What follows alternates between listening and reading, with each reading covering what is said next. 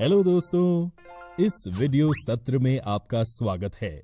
इस सत्र में हम जिस विषय को कवर करने जा रहे हैं वो है कार्बन में आबंधन और उसकी सर्वतोमुखी प्रकृति, bonding in carbon and it's versatility. तो दोस्तों, इससे पहले कि हम अपनी चर्चा को आगे बढ़ाएं, हमें पता होना चाहिए कि कार्बन की परमाणु संख्या 6 है, जिसका अर्थ है कि कार्बन के एक परमाणु में 6 इलेक्ट्रॉन होते हैं।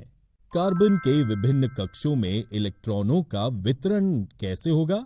लेकिन दोस्तों, हम कक्षों में इलेक्ट्रॉनों के वितरण के बारे में क्यों पढ़ रहे हैं? हम इसके इलेक्ट्रॉनिक कॉन्फ़िगरेशन के बारे में अध्ययन कर रहे हैं ताकि हम कार्बन में आबंधनों के प्रकार को समझ सकें।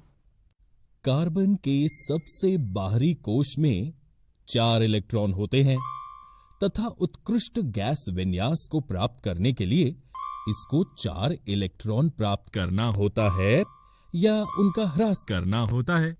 लेकिन क्या ये संभव है? चूंकि कार्बन एक छोटा परमाणु है, इसलिए बाहरी इलेक्ट्रॉनों को परमाणु के नाभिक द्वारा प्रबल आकर्षण द्वारा पकड़कर रखा जाता है। इसलिए कार्बन से 4 इलेक्ट्रॉनों का ह्रास संभव नहीं है। इसी तरह इलेक्ट्रॉन प्राप्त करना भी संभव नहीं है। कल्पना कीजिए, यदि कार्बन को इलेक्ट्रॉनों को प्राप्त करना या इलेक्ट्रॉनों का ह्रास करना हो तो 1. ये 4 इलेक्ट्रॉन प्राप्त कर C4- ऋणायन बना सकता है, लेकिन 6 प्रोटॉन वाले नाभिक के लिए 10 इलेक्ट्रॉन अर्थात 4 अतिरिक्त इलेक्ट्रॉन धारण करना मुश्किल हो सकता है। 2. ये 4 इलेक्ट्रॉन खोकर C4+ धनायन बना सकता है, लेकिन 4 इलेक्ट्रॉनों को खोकर 6 प्रोटॉन वाले नाभिक में केवल 2 इलेक्ट्रॉनों का कार्बन धनायन बनाने के लिए अत्यधिक ऊर्जा की आवश्यकता होगी। इसलिए कार्बन अपने अन्य परमाणुओं अथवा अन्य तत्वों के परमाणुओं के साथ साझेदारी करके इस समस्या को सुलझा लेता है। कार्बन के सबसे बाहरी कोश में 4 इलेक्ट्रॉन होते हैं तथा उत्कृष्ट गैस विन्यास को प्राप्त करने के लिए इसे 4 इलेक्ट्रॉनों की आवश्यकता होती है, जो वह इलेक्ट्रॉनों को साझा करके प्राप्त करता है। चूंकि एक कार्बन परमाणु को उत्कृष्ट गैस विन्यास को प्राप्त करने के लिए 4 इलेक्ट्रॉनों की आवश्यकता होती है, इसलिए इसकी संयोजकता वैलेंसी 4 होगी, अर्थात कार्बन चतुः संयोजक टेट्रावैलेंट है। कार्बन के अलावा अन्य तत्व भी इसी प्रकार इलेक्ट्रॉन की साझेदारी करके अणुओं का निर्माण करते हैं। जिन इलेक्ट्रॉनों की साझेदारी की जाती है वे दोनों परमाणुओं के बाहरी कोश के ही होते हैं तथा इनके फलस्वरूप दोनों ही परमाणु उत्कृष्ट गैस विन्यास की स्थिति को प्राप्त करते हैं। कार्बन के यौगिकों की चर्चा करने से पहले इलेक्ट्रॉनों की साझेदारी से बने कुछ सामान्य अणुओं को समझते हैं। इस तरह से बने अणुओं में सबसे सामान्य अणु हाइड्रोजन का है। जैसा कि हमने पहले अध्ययन किया है, हाइड्रोजन की परमाणु संख्या 1 है, अतः इसके K कोश में 1 इलेक्ट्रॉन है तथा K कोश को भरने के लिए इसको 1 और इलेक्ट्रॉन की आवश्यकता होती है। इसलिए हाइड्रोजन के 2 परमाणु अपने इलेक्ट्रॉनों की साझेदारी करके हाइड्रोजन का अणु H2 बनाते हैं। परिणाम स्वरूप हाइड्रोजन का प्रत्येक अणु अपने निकटतम उत्कृष्ट गैस हीलियम के इलेक्ट्रॉनिक विन्यास, इलेक्ट्रॉनिक कॉन्फ़िगरेशन को प्राप्त करता है, जिसके K कोश में 2 इलेक्ट्रॉन होते हैं। इस प्रकार 2 परमाणुओं के बीच इलेक्ट्रॉन के एक युग्म की साझेदारी के द्वारा बनने वाले आबंध सहसंयोजी आबंध कोवैलेंट बॉन्ड कहलाते हैं। सहसंयोजी आबंध कोवैलेंट बॉन्ड वाले अणुओं में भीतर तो प्रबल आबंध होता है, लेकिन इनका अंतराअणुक बल इंटरमॉलिक्यूलर बॉन्ड दुर्बल होता है। फलस्वरूप इन यौगिकों के क्वथनांक एवं गलनांक कम होते हैं। चूंकि परमाणुओं के बीच इलेक्ट्रॉनों की साझेदारी होती है और आवेशित कण बनते हैं, सामान्यतः ऐसे सहसंयोजी यौगिक विद्युत के कुचालक होते हैं। आइए अब हम कार्बन की सर्वतोमुखी प्रकृति, वर्सेटाइल नेचर ऑफ कार्बन के बारे में जानें।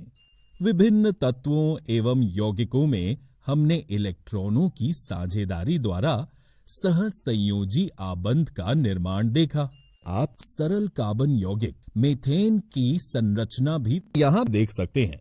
हम ये भी जानते हैं कि हम कितनी चीजों का उपयोग करते हैं जिसमें कार्बन होता है।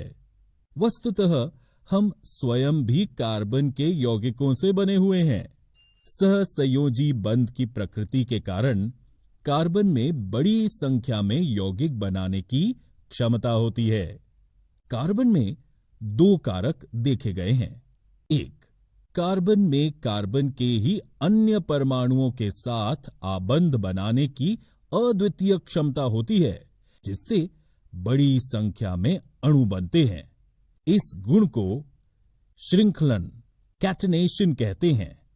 इन यौगिकों में कार्बन की लंबी श्रृंखला, कार्बन की विभिन्न शाखाओं वाली श्रृंखला अथवा वलय में व्यवस्थित कार्बन भी पाए जाते हैं।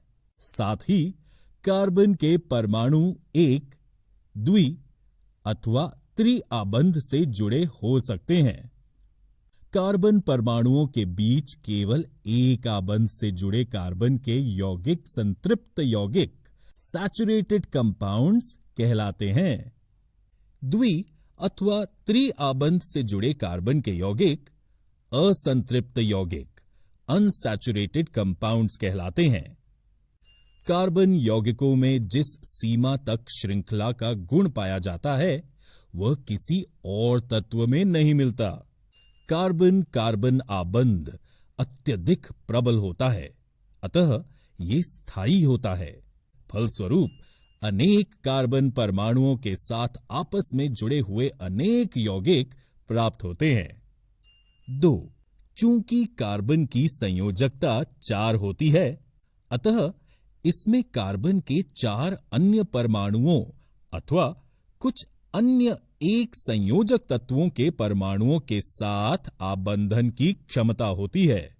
Oxygen, hydrogen, nitrogen, chlorine, sulphur तथा अनेक अन्य तत्वों के साथ कार्बन के यौगिक बनते हैं। फलस्वरूप ऐसे विशेष गुण वाले यौगिक बनते हैं जो अणु में कार्बन के अतिरिक्त उपस्थित तत्व पर निर्भर करते हैं। कार्बन में पाए जाने वाले 2 विशिष्ट लक्षणों, चतुः संयोजकता और श्रृंखलन से बड़ी संख्या में यौगिकों का निर्माण होता है। अनेक यौगिकों के अकार्बनिक परमाणु अथवा परमाणु के समूह विभिन्न कार्बन श्रृंखलाओं से जुड़े होते हैं। मूल रूप से इन यौगिकों को प्राकृतिक पदार्थों से प्राप्त किया गया था तथा ये समझा गया था कि ये कार्बन यौगिक अथवा कार्बनिक यौगिक केवल सजीवों में ही निर्मित हो सकते हैं। दोस्तों, इस वीडियो में हमने कार्बन में आबंधन और उसकी सर्वतोमुखी प्रकृति, bonding in carbon and it's versatility के बारे में अध्ययन किया। अगले वीडियो में हम संतृप्त एवं असंतृप्त कार्बन यौगिकों, saturated and unsaturated carbon compounds के बारे में जानेंगे। नमस्कार दोस्तों, इस वीडियो सत्र में आपका स्वागत है। इस सत्र में हम जिस विषय को सीखने जा रहे हैं वह है संतृप्त और असंतृप्त कार्बन यौगिक, saturated and unsaturated carbon compounds. तो बच्चों, इससे पहले कि हम अपनी चर्चा आगे बढ़ाएं, हमें पता होना चाहिए कि हाइड्रोजन और कार्बन से बना एक यौगिक हाइड्रोकार्बन कहलाता है और ये हाइड्रोकार्बन दो प्रकार के होते हैं, संतृप्त हाइड्रोकार्बन और असंतृप्त हाइड्रोकार्बन। बच्चों, सबसे पहले हम संतृप्त हाइड्रोकार्बन के बारे में चर्चा करेंगे। उन्हें एल्केन भी कहा जाता है। हाइड्रोकार्बन जिसमें कार्बन परमाणु केवल एकल बंध से जुड़े होते हैं, उन्हें संतृप्त हाइड्रोकार्बन कहा जाता है। इसे एल्केन भी कहा जाता है। इस प्रकार हाइड्रोकार्बन जैसे मीथेन, ईथेन, प्रोपेन और ब्यूटेन को एल्केन कहते हैं। इन सभी संतृप्त हाइड्रोकार्बन के नाम एन के साथ समाप्त होते हैं। संतृप्त हाइड्रोकार्बन या एल्केन का सामान्य सूत्र इस प्रकार लिखा जाता है CnH2n+2, जहां n कार्बन परमाणुओं की संख्या है।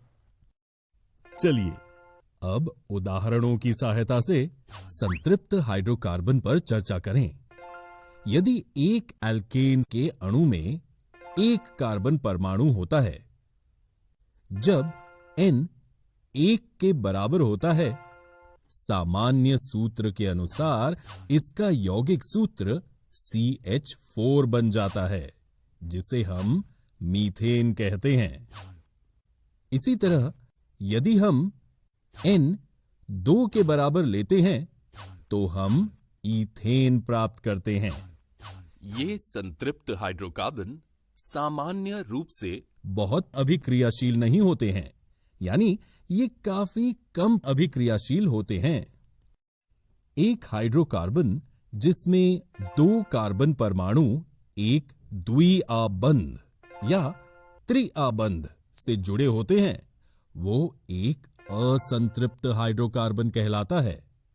ईथेन और इथाइन दो महत्वपूर्ण हाइड्रोकार्बन हैं, क्योंकि ईथेन में द्विआबंध होता है और इथाइन में एक त्रिआबंध होता है।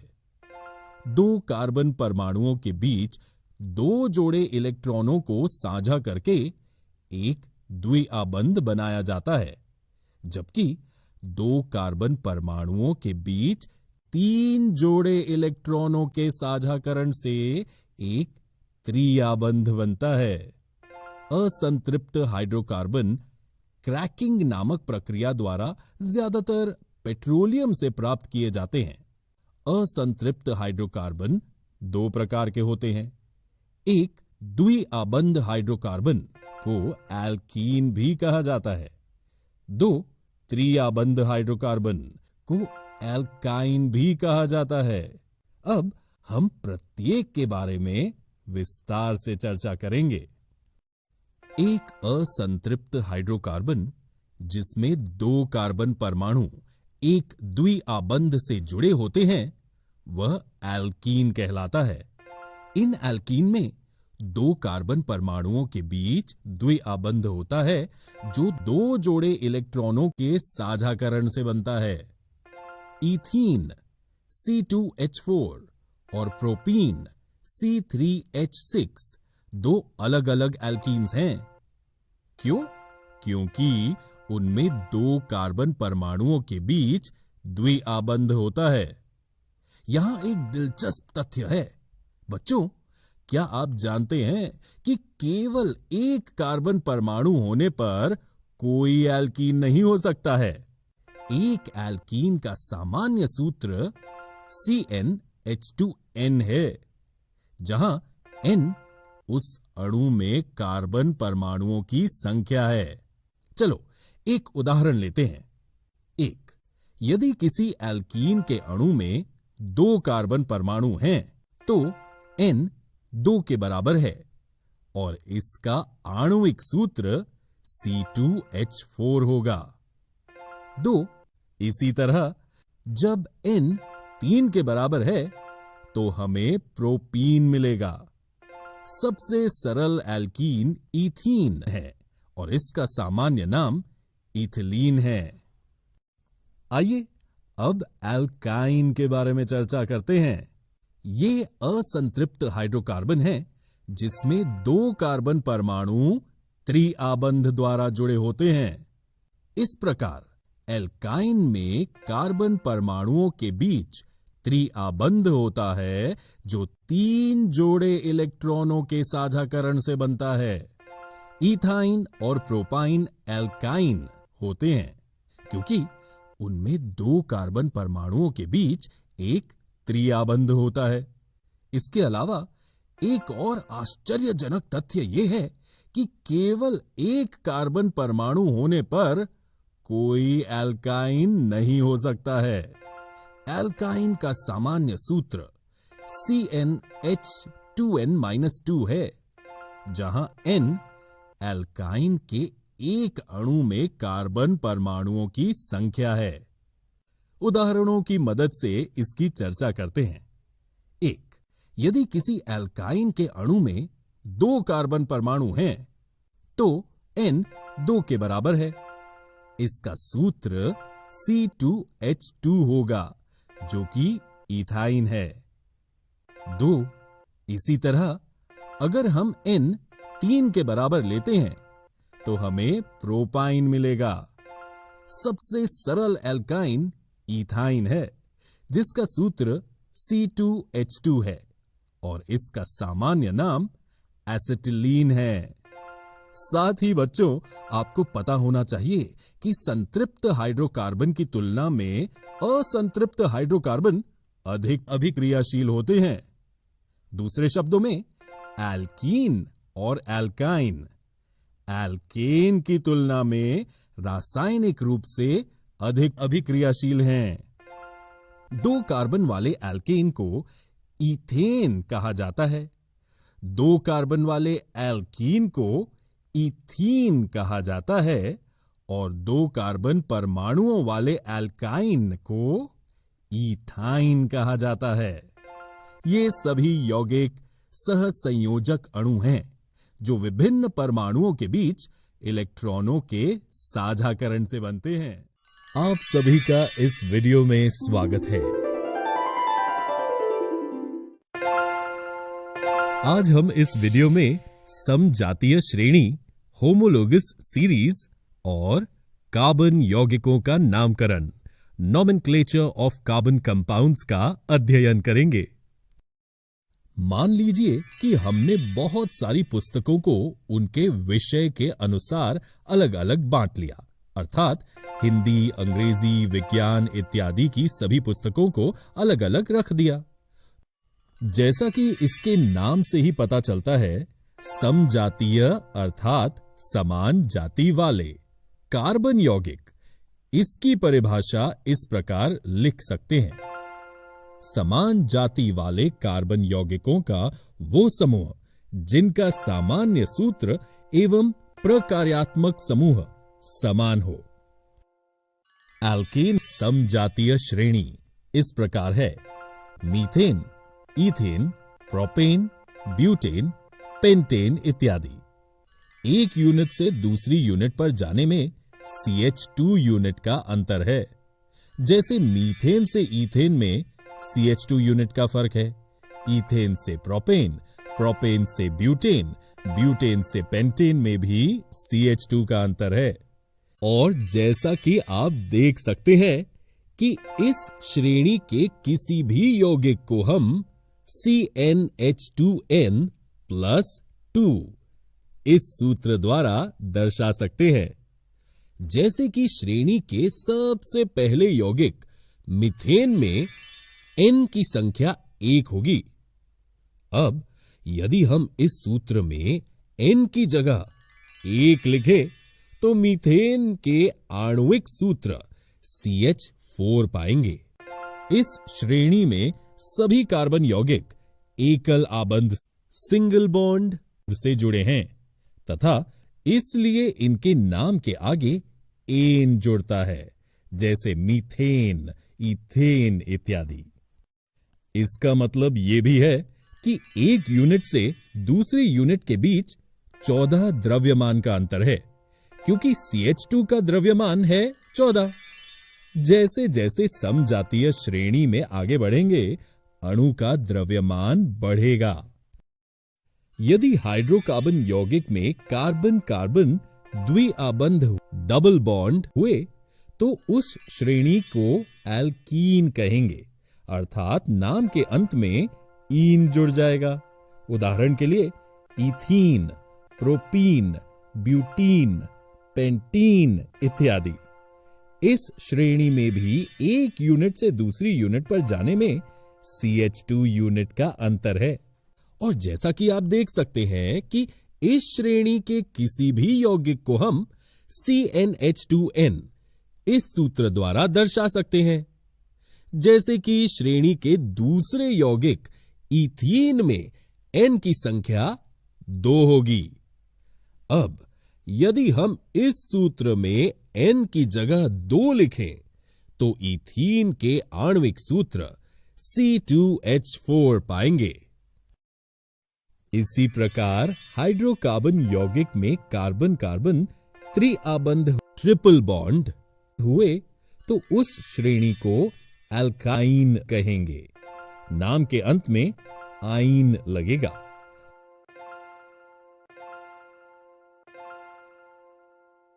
और वही महत्वपूर्ण बात कि एक यूनिट से दूसरी यूनिट पर जाने में CH2 यूनिट का अंतर रहेगा।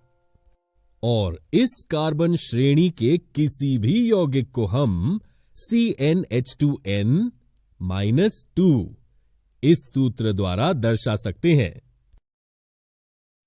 आइए अब हम जानते हैं कि प्रकार्यात्मक समूह फंक्शनल ग्रुप किसे कहते हैं। जैसे OH alcohol, Cl chlorine, Br bromine इत्यादि। ये प्रकार्यात्मक समूह यौगिकों को एक विशेष गुण धर्म प्रदान करता है। जब किसी हाइड्रोकार्बन के अंदर एक हाइड्रोजन को कोई और समूह विस्थापित रिप्लेस कर देता है तो उसे प्रकार्यात्मक समूह कहते हैं। उदाहरण के लिए अल्कोहल OH लेते हैं। यदि मीथेन हाइड्रोकार्बन के एक हाइड्रोजन की जगह OH अल्कोहल समूह जुड़ेगा तो नाम के आगे ऑल जुड़कर मिथेनॉल बनेगा। ठीक इसी प्रकार पूरी समजातीय श्रेणी की रचना होती है। Methanol, ethanol, propanol, butanol, pentanol इत्यादि। आप अब तक समझ गए होंगे कि ये अल्कोहल की समजातीय श्रेणी है और यहां भी एक यूनिट से अगली यूनिट पर जाने के लिए CH2 जोड़ना है और एक यूनिट के अगली यूनिट पर जाने में 14 द्रव्यमान की बदल होती है। और क्योंकि सभी में एक ही प्रकार्यात्मक समूह OH जुड़ा है, इसलिए इन सभी के रासायनिक गुण धर्मों में भी समानता होती है। इसी प्रकार आप हाइड्रोकार्बन समूह में अलग अलग प्रकार्यात्मक समूह लगाकर समजातीय श्रेणियों की रचना कर सकते हैं। अतः अब आप समझ गए होंगे कि यौगिकों की ऐसी श्रृंखला जिसमें कार्बन श्रृंखला में स्थित हाइड्रोजन को एक ही प्रकार का प्रकार्यात्मक समूह प्रस्थापित करता है, उसे समजातीय श्रेणी कहते हैं। इसके लिए सबसे महत्वपूर्ण सूत्र ये है कि एक यूनिट से दूसरी यूनिट पर जाने में एक CH2 और 14 द्रव्यम बढ़ोतरी होती है। जब किसी समजातीय श्रेणी में आणविक द्रव्यमान बढ़ता है तो भौतिक गुण धर्मों में क्रमबद्धता दिखाई देती है। ऐसा इसलिए होता है क्योंकि आणविक द्रव्यमान के बढ़ने के साथ गलनांक एवं क्वथनांक में वृद्धि होती है। पूर्ण रूप से प्रकार्यात्मक समूह के द्वारा सुनिश्चित किए जाने वाले रासायनिक गुण समजातीय श्रेणी में एक समान बने रहते हैं। आशा है आप सबको समजातीय श्रेणी से संबंधित कोई दुविधा नहीं होगी। आइए अब हम कार्बन यौगिकों के नामकरण की विधि का अध्ययन करें। कार्बन यौगिकों की नाम पद्धति समझने से पहले एक नाम का उदाहरण देखेंगे। जैसे श्री महेंद्र सिंह धोनी। इस नाम में श्री को प्रीफिक्स अथवा पूर्व लग्न कह सकते हैं। महेंद्र फर्स्ट नाम हुआ, सिंह मिडिल नाम और धोनी सरनेम है। ठीक इसी तरह कार्बन यौगिकों का नाम भी 5 हिस्सों में बटा है। आइए जानते हैं कि वो 5 हिस्से कौन से हैं। सबसे पहला हिस्सा होता है प्राथमिक पूर्व लग्न, फिर आता है द्वितीय पूर्व लग्न, फिर आता है कार्बन श्रृंखला, फिर आता है द्वितीय अनुलग्न जो नाम के पीछे जोड़ते हैं, और फिर आता है प्राथमिक अनुलग्न।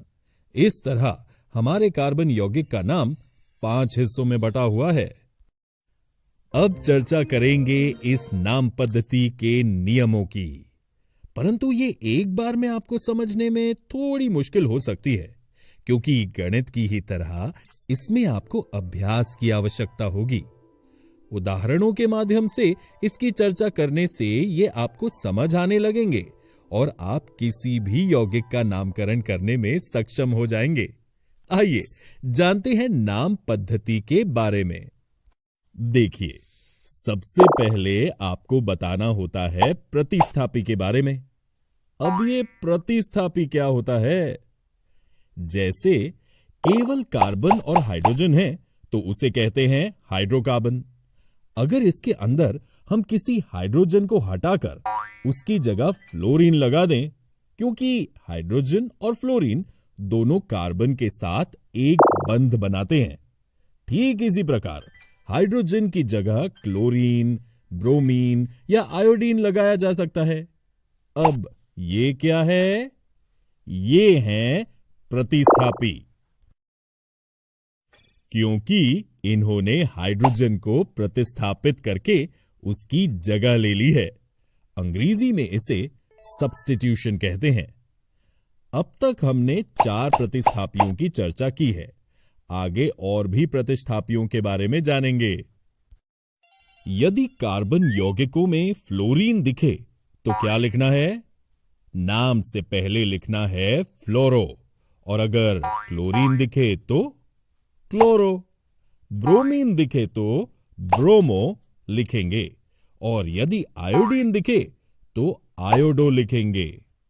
तो सबसे पहले कार्बनिक यौगिक में क्या देखेंगे? देखेंगे फ्लोरीन, क्लोरीन, ब्रोमीन या आयोडीन है तो प्राथमिक पूर्व लग्न लिखेंगे। इसके बाद आप देखेंगे कार्बन में रिंग बन रही है क्या। ये आप सरलता से देख सकते हैं, अर्थात कार्बन की श्रृंखला सीधी है या रिंग बना रही है। यदि रिंग बनेगी तो आप साइक्लो शब्द का प्रयोग करेंगे। फिर आप आएंगे मुख्य कार्बन श्रृंखला पर कि कितने कार्बन हैं। यदि 1 कार्बन है तो लिखेंगे मेथ, यदि 2 कार्बन है तो लिखेंगे एथ, यदि 3 कार्बन है तो लिखेंगे प्रोप, यदि 4 कार्बन है तो लिखेंगे ब्यूट, यदि 5 कार्बन है तो लिखेंगे पेंट, यदि 6 कार्बन है तो लिखेंगे हेक्स, यदि 7 कार्बन है तो लिखेंगे हेप्ट, यदि 8 कार्बन है तो लिखेंगे ऑक्ट, यदि 9 कार्बन है तो लिखेंगे नॉन, यदि 10 कार्बन है तो लिखेंगे डेक। ये सीक्वेंस आपको अच्छी तरह याद होनी चाहिए। अब आप देखेंगे कि कार्बन कार्बन के बीच एकल आबंध सिंगल बॉन्ड है या द्वि आबंध डबल बॉन्ड है या त्रि आबंध ट्रिपल बॉन्ड है। यदि एकल आबंध है तो एन लिखेंगे, द्वि आबंध है तो ईन लिखेंगे, और यदि त्रि आबंध है तो आइन लिखेंगे। अब प्राथमिक अनुलग्न में आते हैं, क्रियात्मक समूह या प्रकार्यात्मक समूह। इसकी कार्बन के नाम के सबसे अधिक महत्व हैं, जैसे किसी नाम में सरनेम की महत्ता होती है। यदि प्राथमिक में OH या हाइड्रोक्सिल दिखे तो वो अल्कोहल है, इसके लिए आप लिखेंगे ऑल। CHO दिखे तो वो है एल्डिहाइड। इसके लिए आप लिखेंगे L। COOH दिखे तो ये है कार्बोक्सिलिक अम्ल। इसके लिए लिखेंगे ओइक अम्ल। CO दिखे तो ये है कीटोन और इसके लिए लिखेंगे ऑन। ये वे जादुई सूत्र हैं जिन्हें आपने एक बार समझ लिया तो आप कार्बन के किसी भी यौगिक का नाम लिख सकते हैं। हम अगले वीडियो में कार्बन यौगिकों की रासायनिक अभिक्रिया का अध्ययन करेंगे। हेलो दोस्तों, इस वीडियो सत्र में आपका स्वागत है। इस सत्र में हम जिस विषय पर चर्चा करने जा रहे हैं वह है कार्बन यौगिकों के रासायनिक गुणधर्म। दोस्तों, सबसे आम कार्बन यौगिक हाइड्रोकार्बन्स हैं, जो एल्केन्स, एल्कीन्स और एल्काइन्स हैं। हम आज जिन रासायनिक गुणधर्मों का अध्ययन करने जा रहे हैं वे हैं दहन अभिक्रियाएं, कंबस्टन रिएक्शन, ऑक्सीकरण अभिक्रियाएं, ऑक्सीडेशन रिएक्शन, संकलन अभिक्रियाएं, एडिशन रिएक्शन और प्रतिस्थापन अभिक्रियाएं, रिप्लेसमेंट रिएक्शन। दहन अभिक्रिया सभी प्रकार के हाइड्रोकार्बन में होती है। प्रतिस्थापन केवल संतृप्त हाइड्रोकार्बन, सैचुरेटेड हाइड्रोकार्बन, एल्केन द्वारा होती हैं, जबकि संकलन अभिक्रियाएं केवल असंतृप्त हाइड्रोकार्बन, अनसैचुरेटेड हाइड्रोकार्बन, एल्कीन्स द्वारा होती हैं। आइए हम दहन अभिक्रिया कंबस्टन रिएक्शन से शुरू करते हैं। अपने सभी अपरूपों में कार्बन ऑक्सीजन में दहन करके ऊष्मा एवं प्रकाश के साथ कार्बन डाइऑक्साइड देता है। दहन पर अधिकांश कार्बन यौगिक भी प्रचुर मात्रा में ऊष्मा एवं प्रकाश को मुक्त करते हैं। ये कुछ ऑक्सीकरण अभिक्रियाएं हैं जिनका अध्ययन हम कर चुके हैं। संतृप्त हाइड्रोकार्बन से सामान्यतः स्वच्छ ज्वाला निकलेगी, जबकि असंतृप्त हाइड्रोकार्बन से अत्यधिक काले धुएं वाली पीली ज्वाला निकलेगी। लेकिन वायु की आपूर्ति को सीमित कर देने से अपूर्ण दहन होने पर संतृप्त हाइड्रोकार्बनों से भी कज्जली ज्वाला निकलेगी। घर में उपयोग में लाई जाने वाली गैस अथवा कैरोसिन के स्टोव में वायु के लिए छिद्र होते हैं, जिनसे पर्याप्त मात्रा में ऑक्सीजन समृद्ध मिश्रण जलकर स्वच्छ नीली ज्वाला देता है। यदि कभी बर्तनों के तले काले होते हुए दिखाई दे तो इसका अर्थ होगा कि वायु छिद्र अवरुद्ध हैं तथा ईंधन का व्यर्थ व्यय हो रहा है। कोयले तथा पेट्रोलियम जैसे ईंधनों में कुछ मात्रा में नाइट्रोजन तथा सल्फर होती हैं। इनके दहन के फलस्वरूप सल्फर तथा नाइट्रोजन के ऑक्साइड का निर्माण होता है, जो पर्यावरण में प्रमुख प्रदूषक हैं। तो दोस्तों, हम दहन अभिक्रिया कंबस्टन रिएक्शन को कैसे परिभाषित कर सकते हैं? वायु में कार्बन डाइऑक्साइड, जल, ऊष्मा एवं प्रकाश देने के लिए कार्बन यौगिक के दहन की अभिक्रिया को दहन अभिक्रिया कहते हैं। आइए एक और उदाहरण पर चर्चा करें। एल्केन्स वायु में जलकर अत्यधिक ऊष्मा पैदा करते हैं, जिसके कारण एल्केन्स उत्कृष्ट ईंधन हैं।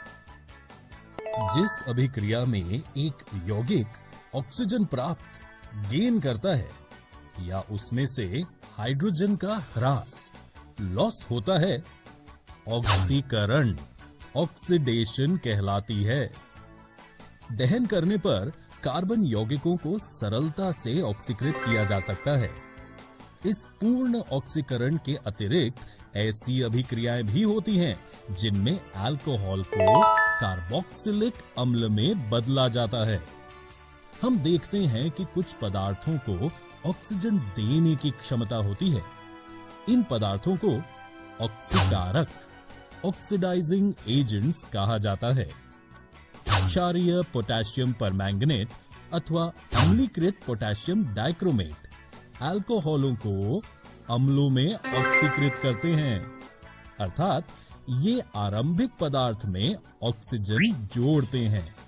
अतएव इनको ऑक्सीकारक ऑक्सीडाइजिंग एजेंट्स कहते हैं।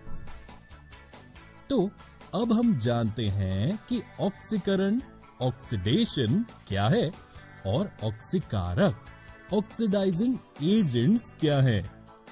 चलिए अगले प्रकार की अभिक्रियाओं के बारे में जानें।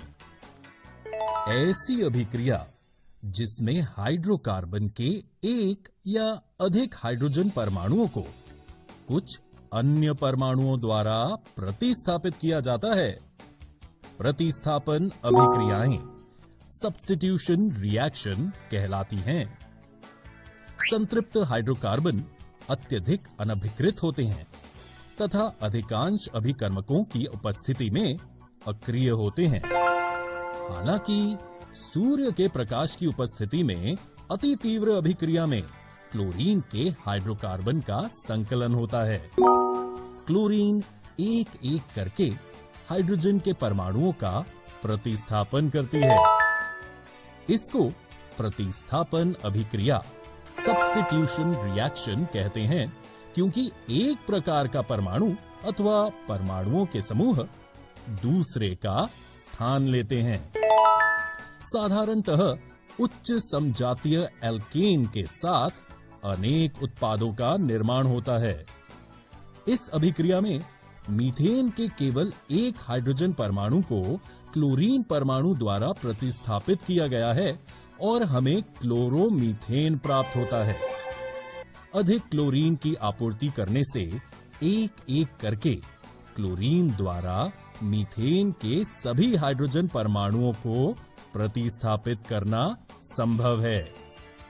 इस तरह हम 3 और यौगिक डाइक्लोरोमीथेन या मिथिलीन डाइक्लोराइड प्राप्त कर सकते हैं। आइए अब हम अगली अभिक्रिया के बारे में जानें।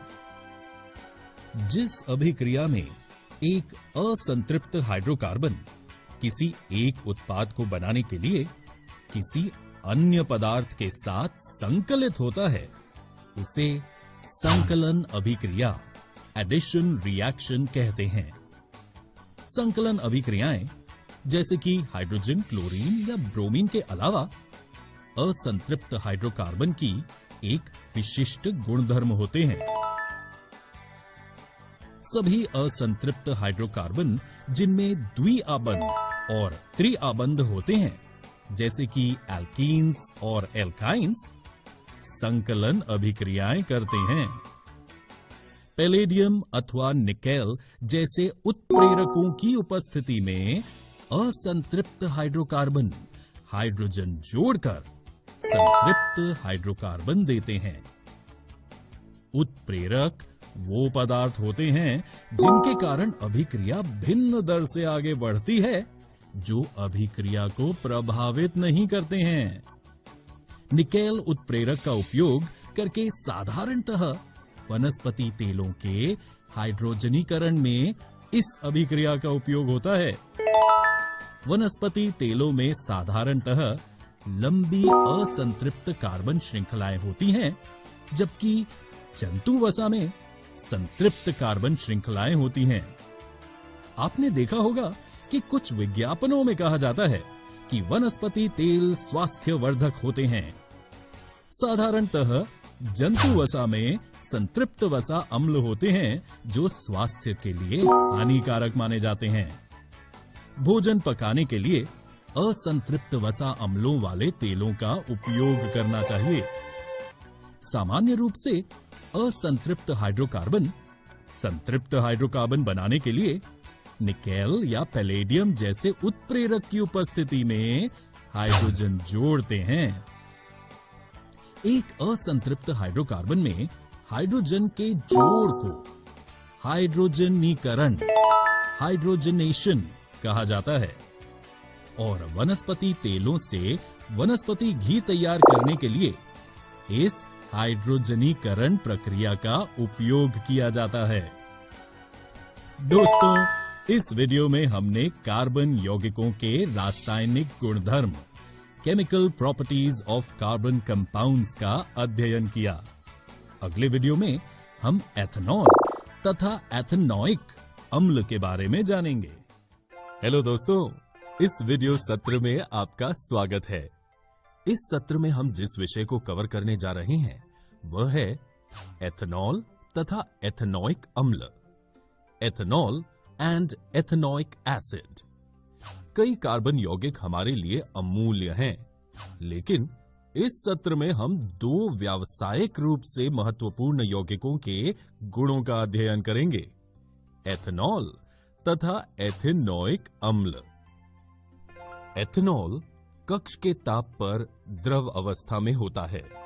सामान्यतः एथेनॉल को अल्कोहल कहा जाता है तथा ये सभी अल्कोहली पेय पदार्थों का महत्वपूर्ण अवयव होता है। इसके अतिरिक्त ये एक अच्छा विलायक है, इसलिए इसका उपयोग tincture iodine, cough syrup, tonic आदि जैसी औषधियों में होता है। एथेनॉल को किसी भी अनुपात में जल में मिलाया जा सकता है। तनु एथेनॉल की थोड़ी सी भी मात्रा लेने पर नशा आ जाता है।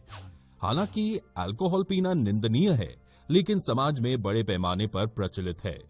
लेकिन शुद्ध एथेनॉल परिशुद्ध अल्कोहल की थोड़ी सी भी मात्रा घातक सिद्ध हो सकती है। काफी समय तक अल्कोहल का सेवन करने से स्वास्थ्य संबंधी कई समस्याएं उत्पन्न हो जाती हैं। अब हम एथेनॉल की अभिक्रियाओं पर चर्चा करेंगे। 1. सोडियम के साथ अभिक्रिया। अल्कोहल सोडियम से अभिक्रिया कर हाइड्रोजन गैस उत्सर्जित करता है। एथेनॉल के साथ अभिक्रिया में दूसरा उत्पाद सोडियम एथॉक्साइड बनता है। 2.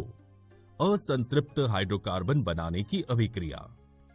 443 के तापमान पर एथेनॉल को अधिक सांद्र सल्फ्यूरिक अम्ल के साथ गर्म करने पर एथेनॉल निर्जलीकरण होकर एथीन बनता है।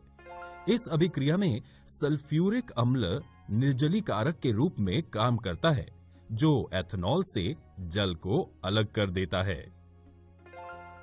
एथेनॉइक अम्ल को सामान्यतः एसिटिक अम्ल कहा जाता है तथा ये कार्बोक्सिलिक अम्ल समूह से संबंधित है। एसिटिक अम्ल के 3 से 4% विलयन को सिरका कहा जाता है एवं इसे आचार में परिरक्षक के रूप में इस्तेमाल किया जाता है।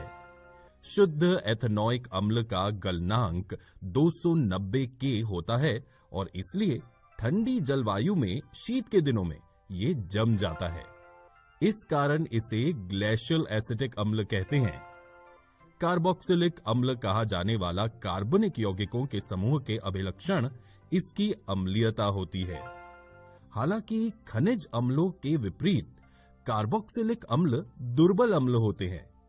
खनिज अम्ल जैसे हाइड्रोक्लोरिक अम्ल पूरी तरह आयनीकृत हो जाते हैं। अब हम एथेनॉइक अम्ल की रासायनिक अभिक्रियाओं पर चर्चा करेंगे। 1.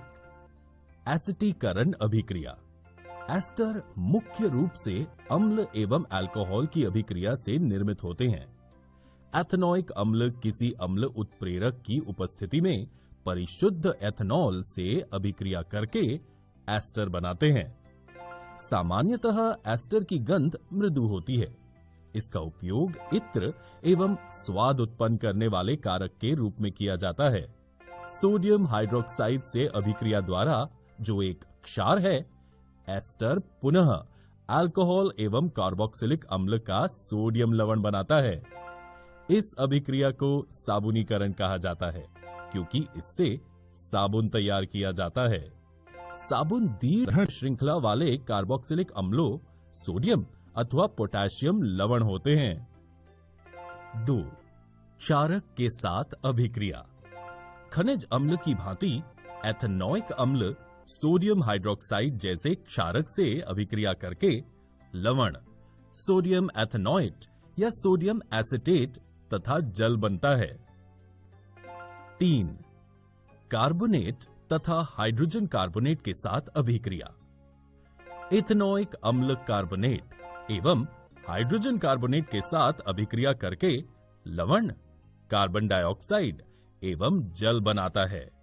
इस अभिक्रिया से उत्पन्न लवण को सोडियम एसिटेट कहते हैं। दोस्तों, इस वीडियो में हमने एथेनॉल तथा एथेनॉइक अम्ल, इथेनॉल एंड एथेनॉइक एसिड के बारे में अध्ययन किया।